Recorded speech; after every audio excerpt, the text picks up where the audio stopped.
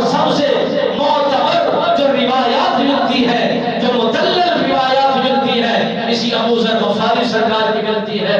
جہاں بھی راوی ملتا ہے تو اکثر و بیشتر حضرت ابو ذر غفاری روایت کو نقل فرما رہے ہوتے ہیں۔ پھر ایسے مجنون، ایسے دیوانے بن گئے، ایسے سچے پکے غلام بن گئے، جہاں جانا پڑتا ساتھ جاتے، جہاں رہنا پڑتا ساتھ میں رہتے، ہر چیز فدا کر دی، ہر چیز آپ کے قدموں پر اڑا دی۔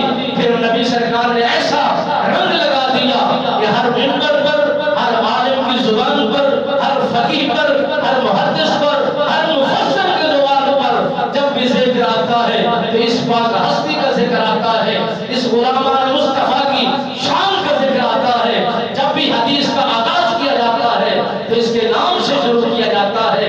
مالک بے نیاز نے اگر کسی نے بھی نبی سرکار کی عزت کو پایا تو پھر مالک بے نیاز ان کے شان کے اندر، ان کے مرتبے کے اندر ایسی بلندی عطا فرما دیتا ہے۔ جب بھی ان کا ذکر ہوتا ہے پاک ہستیوں کا تو ان پاک لوگوں کے تھرو ذکر شروع ہوتا ہے۔ یہ اتنا بڑا اعزاز ہے۔ مالک بے نیاز ہمیں دین اسلام کے مطابق عمل پیرا ہونے کی توفیق نصیب فرمائے۔ زندگیوں کو خوبصورت تب بنے گی جب نبی کے حکم کے مطابق، احکامات کے مطابق، انہی کی شریعت کے مطابق، ان کے اصولوں کے مطابق ہم گزارنا شروع کروائیں گے تو وہی زندگی